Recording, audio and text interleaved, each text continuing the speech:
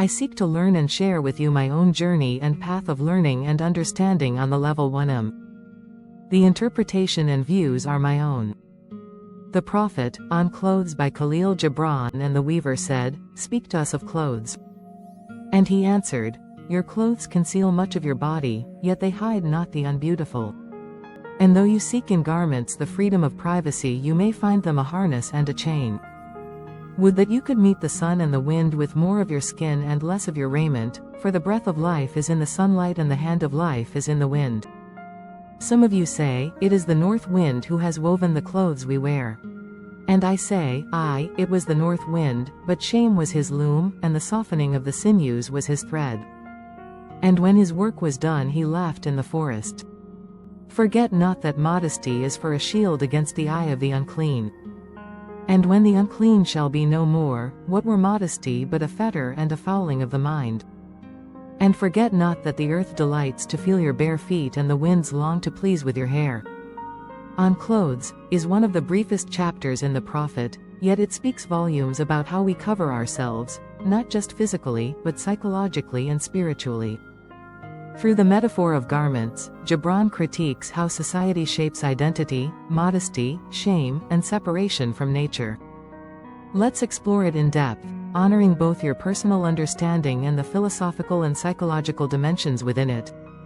On Clothes, Philosophical and Psychological Analysis. 1. Your clothes conceal much of your body, yet they hide not the unbeautiful. Path of reflection. I feel this line speaks not just about literal garments, but about the masks we wear.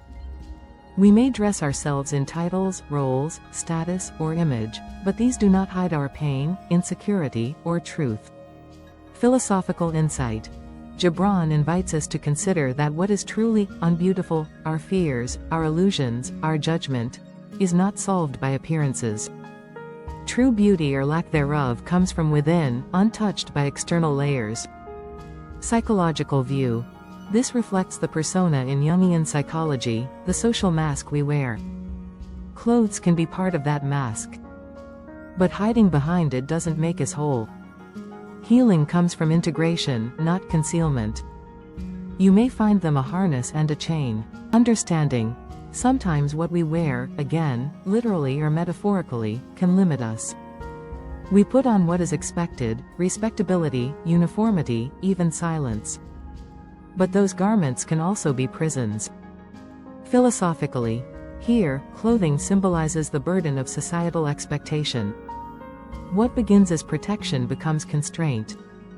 Gibran gently warns against mistaking conformity for safety. Psychologically, this is the cost of over-identifying with a role. When we become what we wear, we forget who we are. Freedom begins when we remove the uniforms that were never ours to begin with. 3. Would that you could meet the sun and wind with more of your skin. Response.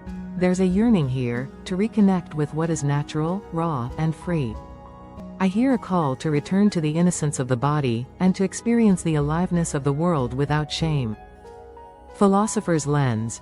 Gibran channels a pantheistic reverence, that nature is not something to shield ourselves from, but to merge with. Clothes separate, the sun and wind unite. Psychological insight. This echoes body acceptance and somatic wisdom.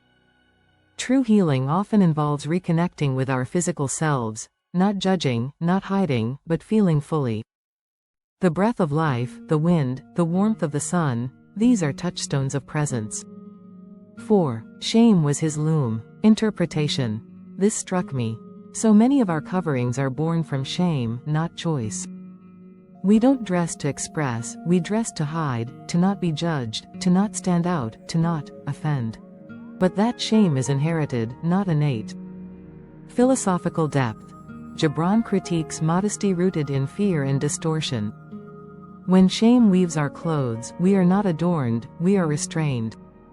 Psychologically, this connects to cultural conditioning around the body, sexuality, gender roles, and propriety. Shame-based modesty teaches us to fear the gaze of others, instead of owning our authentic presence. 5. Modesty is for a shield against the eye of the unclean. Insight. Modesty, then, is not wrong, but it must be conscious, not imposed. It is a defense against the impure mind, not against the pure form. Philosophical view. Gibran isn't advocating for a modesty, he's reclaiming modesty as a choice, not a chain. Once the unclean gaze is gone, meaning once there is purity of perception, modesty itself dissolves. Psychological implication. This is a reclamation of sovereignty, the right to be seen without being judged. When the internalized shamer dissolves, authentic embodiment becomes possible. 6. The earth delights to feel your bare feet, and the winds long to play with your hair. Emotional response. I love this line. It feels like a homecoming, to be so accepted by the earth, by life, that I no longer need to wrap myself in false coverings.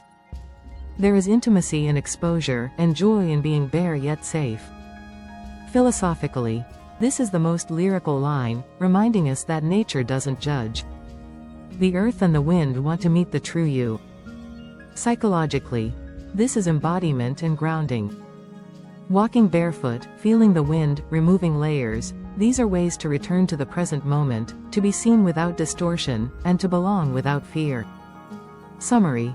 Gibran's message on clothes theme. Gibran's teaching clothes as metaphor. They represent protection but can become chains. True modesty, a shield from the unclean eye, not from your own body. Shame as the loom. Much of our identity is woven from fear, not truth. Nature's embrace. The world loves you more when you let it touch your truth. Reconnection. Be with life skin to skin, not spirit to fabric. Final reflection. You are a soul learning how to walk barefoot again, not just on earth, but in life.